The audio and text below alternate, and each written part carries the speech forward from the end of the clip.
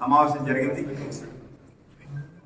మేము అంటే మా కార్యకర్తలకి మేము 1500 పాసులు ఇచ్చి అంటే మా ఓటు కోరిక ప్రకారం ఇచ్చి మేము చేద్దాం అనుకున్నాం. కానీ కనీసం 3000 నుంచి 4000 మంది అటెండ్ అయ్యారు. ఆ రోజు పోలీస్ శాఖ వారు మాకు సహకరించిన సహకారం మేము మరువలేనిది.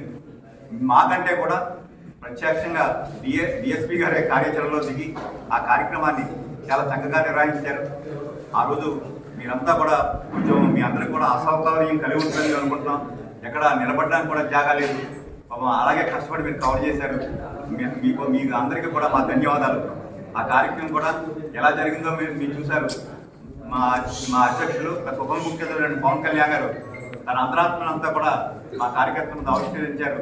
వారి బలమైన నా బలమని వారి మూలకంగానే ఏదైతే వారు సీఎం సీఎం సీఎం అనే నినాదం ఒక రామకోటిగా మారి ఈ రకంగా పరిణించిందని, నేను ఏ పదవి కోరుకోలేదని, మీ అభిలాష మీ కోరికే నన్ను ఈ స్థానంలో కూడా నిలిపిందని ఆ రోజు స్వయంగా పవన్ కళ్యాణ్ గారు చెప్పడం జరిగింది.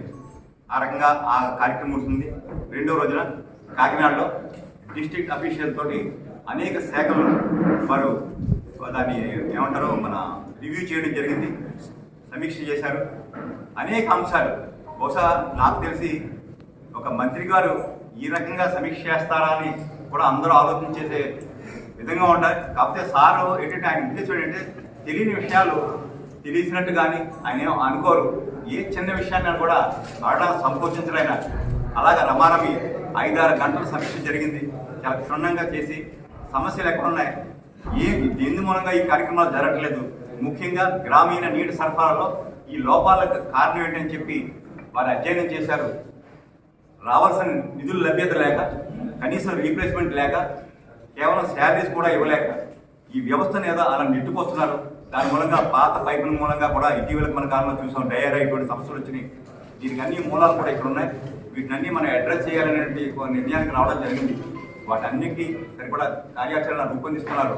తప్పకుండా అత్యంత కీలకం ముఖ్యమైన అంశం ఏంటంటే తాగునీరు మీద సారో చేశారు. అదేవిధంగా పంచాయతీరాజ్ శాఖ, ఫారెస్ట్, ఎన్విరాన్మెంట్, అలాగే పొల్యూషన్ కూడా ఆయన రోజు చాలా స్పెసిఫిక్ రిస్ట్రిక్షన్ చేశారు.